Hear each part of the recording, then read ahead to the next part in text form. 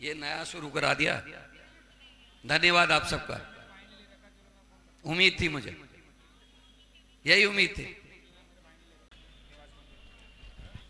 सब कांग्रेस जन सुन रहे हैं, चारों तरफ जो है, अब मैं समझता हूं दो ही वक्ता हैं, एक जो अब निवर्तमान अध्यक्ष हैं और एक जो अब पदारूढ़ होंगे प्रदेश कांग्रेस अध्यक्ष के रूप में। तो मैं आप सबसे प्रार्थना करना चाहता हूं कि अपनी अपनी सीटों से उठ करके जो जहां पर हैं, जरा जोरदार तालियों से दोनों का स्वागत करिए। माननीय साथियों, सभी पूर्व वक्ताओं ने बड़े विस्तार से प्रदेश की स्थिति के परिप्रेक्ष्य में अपनी बात कही। उन तमाम बातों से अपने आप को संबद्ध करता हूं और कहना चाहता हूं, राज्य में जो सरकार है वो सरकार नौजवान साथियों के विरोधी सरकार है, किसान विरोधी सरकार है और भ्रष्टाचार अपने चरम पर है। खनन माफिया, शराब माफिया, भू माफिया इस सरकार को संचालित करने का काम कर रहे हैं। इन विषम परिस्थितियों में निश्चित रूप से कांग्रेस के एक एक साथी का दायित्व बनता है, एक एक साथी का कर्तव्य बनता है कि 2027 की जो चुनौती हमारे सामने है, उस चुनौती से पार पाने के लिए आपको और हमको ये दृढ़ प्रतिज्ञा लेनी है। हमें ये दृढ़ प्रतिज्ञा लेनी है कि 2027 में इस सूबे के अंदर परिवर्तन करते हुए कांग्रेस के परचम को लहराना है। ये गुजारिश और ये निवेदन मैं आपसे करना चाहता हूं। मुझे कांग्रेस नेतृत्व ने जो जिम्मेदारी सौंपी है, मैं प्रयास करूंगा कि इस जिम्मेदारी के निर्वहन के लिए मैं क्या कर सकता हूं। मैं अपने सहयोगियों से इस परिप्रेक्ष्य में बात करूंगा कि हम किस तरीके से जो जिम्मेदारी सौंपी है इसका निर्वहन कर सकते हैं।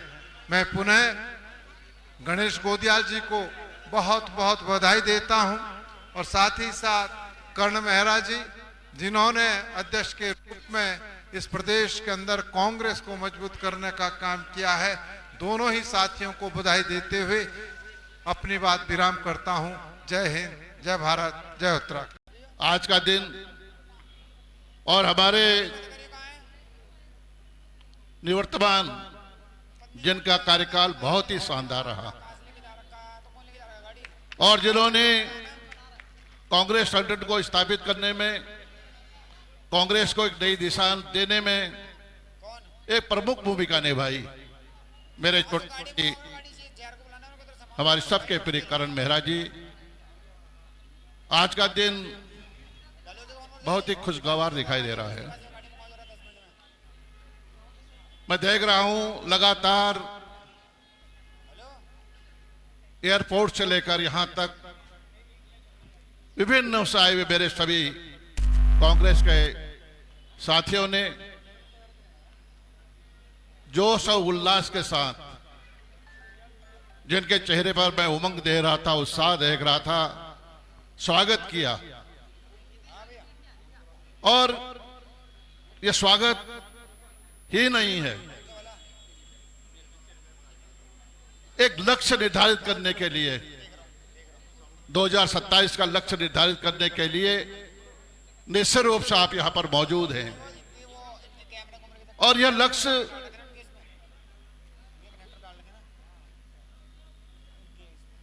कितना चुनौती भरा है, यह आप सब जानते हैं। लेकिन कांग्रेस इस लक्ष्य को पा सकती है। हमें मजबूती से आज यहां से उठकर जाएं तो एक संकल्प से के साथ, एक दृढ़ इच्छा शक्ति के साथ, एक जज्बे के साथ, एक जुनून के साथ आपको जाना होगा और एक अलग जगाने का काम करना होगा। बदलाव दिखाई, देश प्रदेश में बदलाव दिखाई दे रहा है, परिवर्तन का माहौल है, परिवर्तन का माहौल। और हम लोग एकजुट होकर इस परिवर्तन को एक नई दिशा दे सकते हैं। 2027 में कांग्रेस स्थापित हो सकती है, ऐसा मेरा मानना है। क्या है इनका 25 साल 25 वर्ष राज्य को बने, स्थापना दिवस भारतीय जनता पार्टी सरकार ने करोड़ों रुपए फूंक दिए। क्या यह राज्य शहीदों के सपनों का राज्य बना? क्या इस राज्य आंदोलनकारियों के संकल्प का राज्य बना पाए? यह सवाल सबके जहन में है। और मैं पूछना चाहता हूं, मेरे सभी माननीय विधायकों ने जिस प्रखरता के साथ, जिस मजबूती के साथ विधानसभा में सवाल पूछे, वो कहते हैं 2002 से लेकर 2000 से लेकर 2025 तक का 25 साल का कार्यकाल उपलब्धियों भरा रहा। मैं उनसे कहना चाहता हूं, 25 साल की बात क्यों करते हैं आप बात करिए 15 साल, हम बात करेंगे 10 साल। 10 साल कांग्रेस के, 15 साल भारतीय जनता पार्टी के। अगर इन्होंने उपलब्धियां हासिल की होती, ये रोजगार दिए होते, पलायन को रोका होता और जो बुनियादी सवाल हैं उनको हल किया होता, तो ये 25 साल की बात नहीं करते, 15 साल की बात करते। 10 साल में कांग्रेस ने इस प्रदेश में शासन किया है और 10 साल में हमने उपलब्धियां हासिल की हैं। ये कहने में कोई कतई संकोच नहीं है। श्रद्धेय नारायण दत्त तिवारी जी ने एक उनका विजन था, उनकी दृष्टि थी, उनकी सोच थी, हर क्षेत्र में काम किया। ये ऊर्जा प्रदेश, यह पर्यटन प्रदेश जब राज्य बन रहा था, हमारे प्रदेश में ऊर्जा से हम आर्थिकी को मजबूत करेंगे, हम पर्यटन को बढ़ावा देंगे। क्या पर्यटन को बढ़ावा दिया इन्होंने? आज भी मैं देख रहा था, अखबार लिख रहा है, जल, आज अखबार लिख रहा है कि बिजली दूसरे प्रदेशों से खरीदी जा रही है।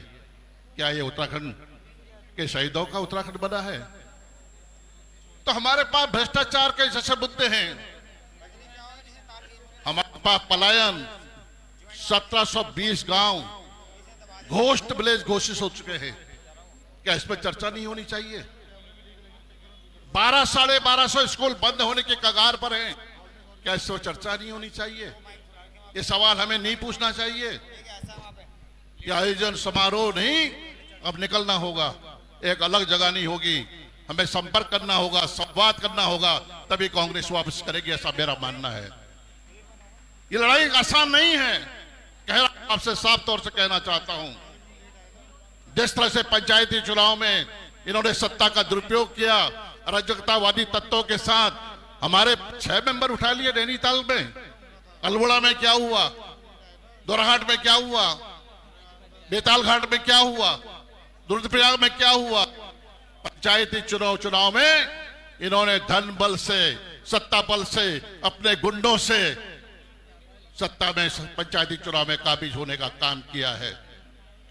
ये गुनाहगार लोग हैं, इनको सबक सिखाने की जरूरत है, हम सिखा सकते हैं। यहाँ के जल, जंगल, जमीन को बेचने का काम भारतीय जनता पार्टी सरकार कर रही है, हम खामोश रहें? हमारी चुप्पी क्या कहती है? हमारी खामोशी क्या कहती है? हम चुप क्यों हैं? क्यों नहीं है? नहीं बोलोगे? 2027 की बात छोड़ दीजिए, आप भूल जाइए। आप लड़ना है तो मजबूती से लड़िए। मुझे विश्वास है आदरणीय गणेश गोंजाल जी के नेतृत्व में, आदरणीय पीतल सिंह जी के नेतृत्व में और हमारे हरक सिंह जी के नेतृत्व में हम सब लोग पूरी ताकत के साथ एकजुट होंगे तो निश्चित रूप से कांग्रेस की वापसी होगी। जनता बाढ़ जो हो रही है, जमीनें खुर्द बुर्द हो गई हैं, जॉर्ज एवरेस्ट 27,000 करोड़ की जमीन 1 करोड़ में 15 साल के लिए बालकृष्ण बाबा रामदेव को 15 साल के लिए 1 करोड़ की लीज पर दे दी जाती है। उद्यान घोटाला कितना बड़ा घोटाला है, उद्यान घोटाला, तमाम मामले हैं। हमें बोलना होगा, खुलकर लड़ाई लड़ने की वक्त है। हमें घर घर जाना होगा, गलियों में, खेतों में, खलियानों में जाना होगा। किसानों के साथ कितना जुल्म जाति आज हो रही है, हम कितनी लड़ाई लड़ रहे हैं। ये प्रश्न है, ये सवाल हैं, ये सवाल बड़े सवाल हैं। हम सब की जिम्मेदारी है, कोई जिम्मेदारी से है, सबको मिलकर लड़ना है, तभी हम जीतेंगे, ऐसा मेरा विश्वास है। और यही कहना चाहता हूं अपने साथियों से, अपने आदरणीय नेतागणों से, अपने भाइयों से, अपनी बहनों से कहना चाहता हूं, आज यहां से जाएं, एक मजबूत संकल्प के साथ जाएं, एक दृढ़ इच्छा शक्ति के साथ अपने घरों को जाएं और कल से लगातार बैठने का संकल्प न लें। बैठे नहीं, आगे बढ़ें। आगे बढ़ेंगे तो कांग्रेस की जीत सुनिश्चित होगी, यह मैं कहना चाहता हूं।